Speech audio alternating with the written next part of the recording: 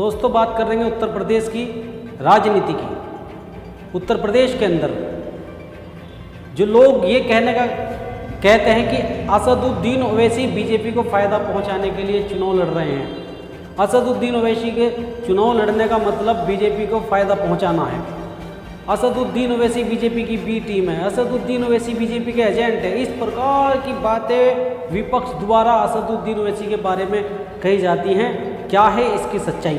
उत्तर प्रदेश की राजनीति की अगर हम बात करें, आज आपको उत्तर प्रदेश की राजनीति के बारे में हम बता रहे हैं कि असदुद्दीन ओवैसी बीजेपी को फ़ायदा पहुंचाते हैं या फिर विपक्ष द्वारा उनके ऊपर ये बेबुनियादी आरोप है।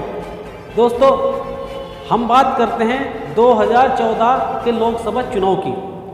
उत्तर प्रदेश के अंदर लोकसभा चुनाव होता है। 2014 में उत्तर प्रदेश के अंदर 80 लोकसभा सीटें हैं। असदुद्दीन ओवैसी किसी भी सीट पर चुनाव नहीं लड़ते। 80 की 80 सीटों में से किसी भी सीट पर असदुद्दीन ओवैसी की पार्टी चुनाव नहीं लड़ती। फिर भी भारतीय जनता पार्टी 80 में से 62 सीटें जीतने में सफल हुई। असदुद्दीन ओवैसी बीजेपी के एजेंट और चुनाव नहीं लड़ रहे। भाजपा जब भी जीत रही 80 में से 62 जीत रही और विपक्ष ठीकरा फोड़ेगा अपनी हार का असदुद्दीन ओवैसी के सिर पर। हमने आपको बताया कि 2014 में लोकसभा चुनाव जो हुआ था, उत्तर प्रदेश की 80 सीटों पे चुनाव हुआ, 80 में से 62 भाजपा जीती और जबकि असदुद्दीन ओवैसी उत्तर प्रदेश में लोकसभा का चुनाव नहीं लड़े। अब बात कर रहे हैं 2017 के विधानसभा चुनाव के उत्तर प्रदेश के। उत्तर प्रदेश में 2017 का विधानसभा चुनाव आता है। असदुद्दीन ओवैसी विधानसभा चुनाव नहीं लड़ते हैं उत्तर प्रदेश में। यहां पर समाजवादी कांग्रेस और राष्ट्रीय लोकदल गठबंधन कर चुनाव लड़ते हैं। उसके बाद भी भाजपा को रोकने में विफल रहे। भाजपा 2017 के विधानसभा चुनाव में 324 सीटें जीतकर सरकार बनाने में सफल हुई। 202 पे बहुमत है उत्तर प्रदेश में सरकार बनाने के लिए, 202 सीटें जाती है कि 324 सीटें जीती है भाजपा। और उत्तर प्रदेश में 2017 में असदुद्दीन ओवैसी चुनाव नहीं लड़ते।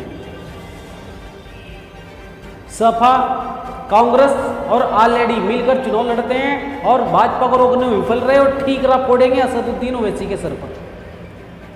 अब बात करिए 2019 में जब लोकसभा चुनाव होता है, 2019 में भी उत्तर प्रदेश की 80 सीटों पे चुनाव हुआ और उत्तर प्रदेश के अंदर सपा, बसपा और आरजेडी तीनों एक होकर भाजपा को हराने के लिए चुनाव लड़ती हैं।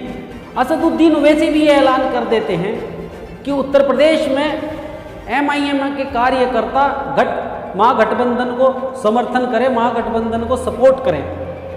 असदुद्दीन ओवैसी 80 सीटों में से किसी सीट पर चुनाव नहीं लड़ते।